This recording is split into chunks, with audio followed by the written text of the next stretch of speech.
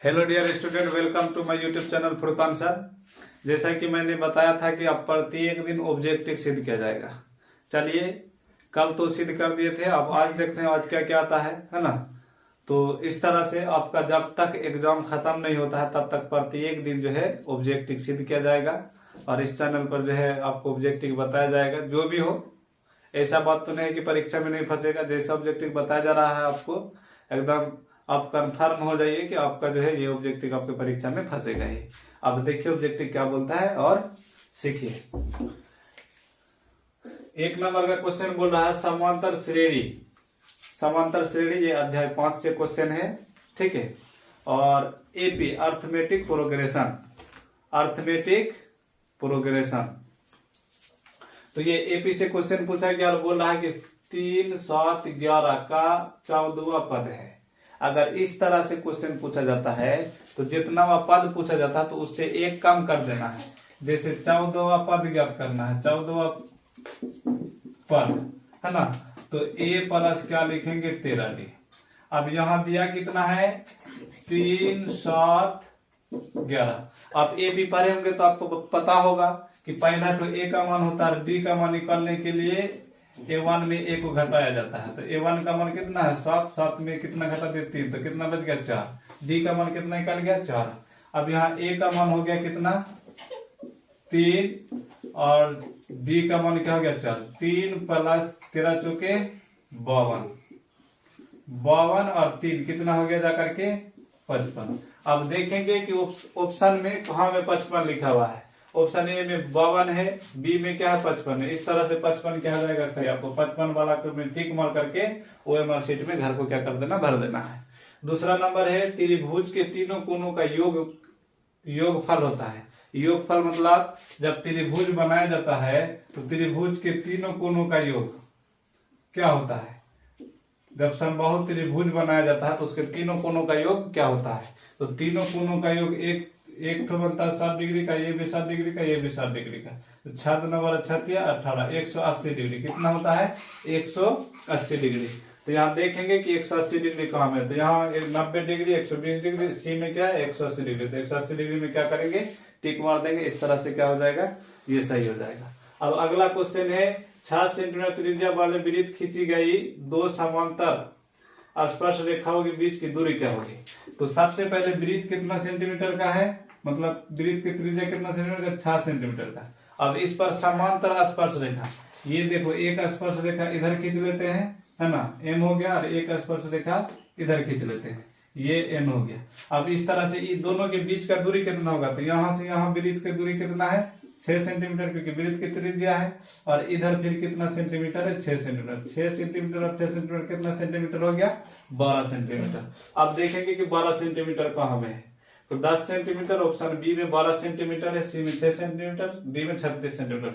तो आपको ध्यान से पहले क्वेश्चन पढ़ना कि पूछ क्या रहा है। इस तरह से जैसे यहाँ बोला जा रहा है कि समांतर, समांतर का मतलब क्या होता है कि जितना वर्ग का ये है उतना वर्ग का ये भी है। हालांकि आकृति में समांतर उसको बोला था आकृति में बड़ा छोटा हो लेकिन देखने में क्या हो एक जैसा। तो आकृति में बड़ा छोटा होने से कोई दिक्कत नहीं, लेकिन देखने में क्या होता है एक जैसा, तो उसी का नाम क्या होता है समांतर होता है। तो अब इधर से 6 सेंटीमीटर त्रिज्या का है, इधर 6 सेंटीमीटर है, इधर 6 सेंटीमीटर, इधर भी 6 सेंटीमीटर, 6 और 6 कितना हो गया 12 सेंटीमीटर। तो ऑप्शन बी क्या हो जाएगा आपका सही हो जाएगा। ऑप्शन बी में टिक मार दोगे और ओएमआर शीट के घर को क्या करोगे भर दोगे। किसी वहम बिंदु से वृत्त पर कितनी स्पर्श रेखाएं खींची जा सकती है। वहम बिंदु से मान लो कि ये एक वृत्त है ना, ये एक वृत्त है और इस पर कितनी स्पर्श रेखा खींची जा सकती है। मान लो कि यहाँ एक स्पर्श रेखा, 2 स्पर्श रेखा, तो किसी तरह से भी कैसे भी करके बहुत सारा स्पर्श रेखा खींचा जा सकता है। एक ठो दो ठो ही नहीं बल्कि जितना चाहे उतना खींचा जा सकता है। तो यहाँ लिखा हुआ ऑप्शन है 1, 2, 3 असंख्य। असंख्य का मतलब अनगिनत, जो जितना मन में आगे खींचा जा सकता है। तो इस तरह से जो है असंख्य हो जाएगा, इसमें टिक लगा लेना। अब जो है यदि किसी वृत्त की परिधि और क्षेत्रफल का परिमाप समान हो, क्वेश्चन है यदि किसी वृत्त की परिधि और क्षेत्रफल का परिमाप समान हो तो वृत्त का व्यास होगा। तो पहले सबसे पहले सूत्र जानेंगे कि क्या होता है। सूत्र को जानेंगे कि होता क्या है। वृत्त का क्षेत्रफल ज्ञात कर, वृत्त का व्यास ज्ञात करने के लिए बोला है। तो यहाँ डी ज्ञात करना है। तो वृत्त का क्षेत्रफल और परिधि, क्षेत्रफल क्या होता है पाई आर स्क्वायर और परिधि क्या होता है 2 पाई आर। और हमको ज्ञात पूंजी करना है वृत्त का व्यास ज्ञात करना है। क्या ज्ञात करना है वृत्त का व्यास। अब इस तरह से देखते हैं। अब यहां जो है 2 पाई और लिख करके इधर और लिखेंगे, और कोमा ले लेंगे, बराबर क्या हो गया 2 पाई आर। सॉरी यहाँ 2 नहीं होगा, सिर्फ पाई और कोमा लेंगे ताकि और क्या हो जाएगा आर स्क्वायर, और इधर जो है तो वही रहेगा, इसीलिए और बराबर हो जाएगा जाकर के 2 पाई और बटे पाई आर। तो पाई और कट गया, तो यहाँ निकल गया कितना, ये और मतलब त्रिज्या निकल गया। तो वृत्त की त्रिज्या कितना निकल गया 2, लेकिन यहाँ ज्ञात हमको तो ज्ञात करने बोल रहा है व्यास।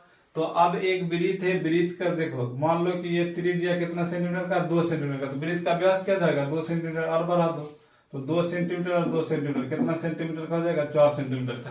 ऑप्शन देखेंगे कि किधर है 4, तो ऑप्शन पाई इकाई है, 2 इकाई है, 3 पाई इकाई है, 4 पाई इकाई है। तो इस तरह से क्या हो जाएगा 4 पाई इकाई हो जाएगा। ऑप्शन डी आपका सही होगा।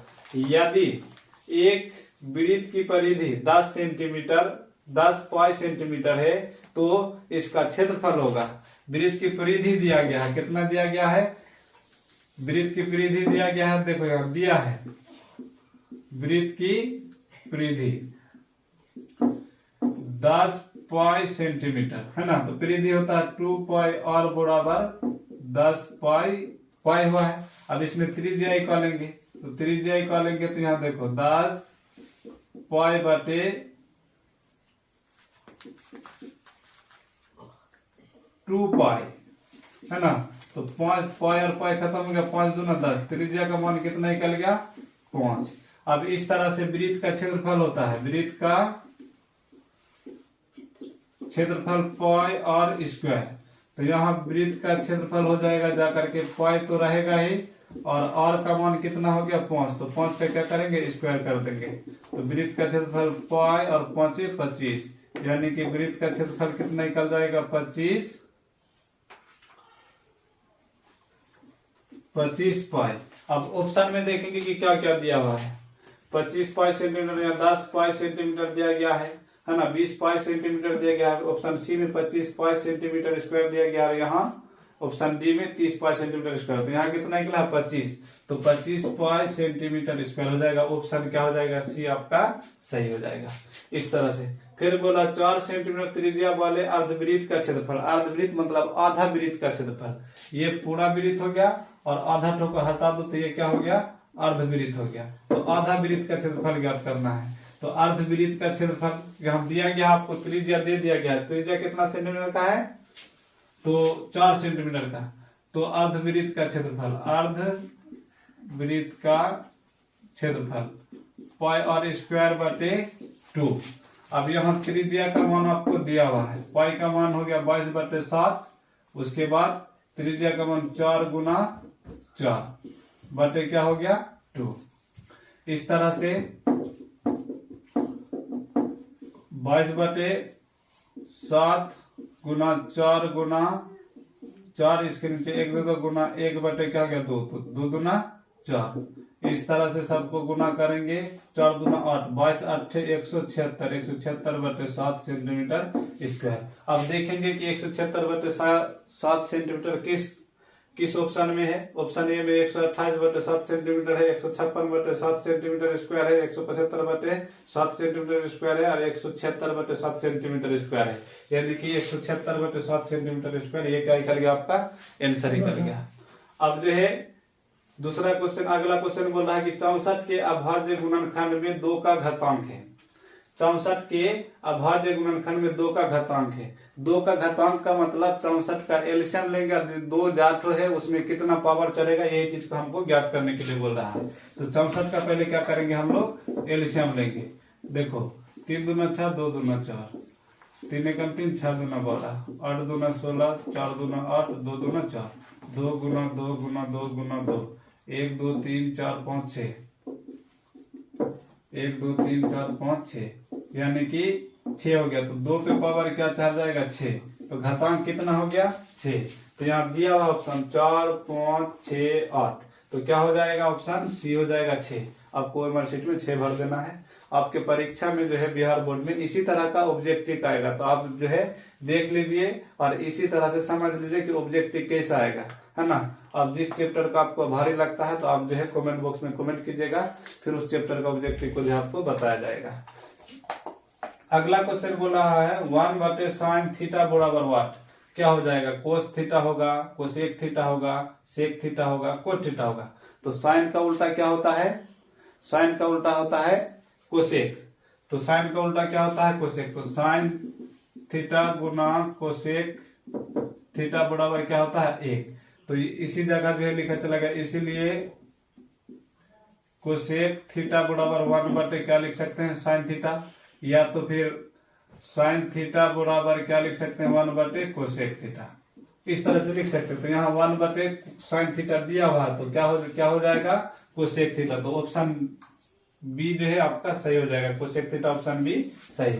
अब यहाँ कोस बी गुना सेक बी बराबर क्या होगा, है ना, तो कोस बी गुना सेक बी बराबर क्या होता है, तो कोस, यहाँ कोस बी गुना सेक बी, कोस का होता है b/h गुना सेक का होता है h/b, तो b और b कर गया, h और h कर गया, तो क्या बच गया 1। तो कोस बी सेक, कोस बी गुना सेक बी बराबर क्या हो जाएगा 1, ऑप्शन बी सही हो गया। इस तरह से आपका जो है ऑब्जेक्टिव बन गया। ज्यादा ऑब्जेक्टिव बनाएंगे तो ज्यादा देर का वीडियो बन जाएगा, इसीलिए आज के लिए इतना से, फिर अगले दिन आपको अगला वीडियो आपको सिखाया जाएगा। आज के लिए इतना ही। अगर वीडियो अच्छा लगे तो अपने दोस्तों में शेयर करें, कमेंट करें। जय हिंद, जय भारत।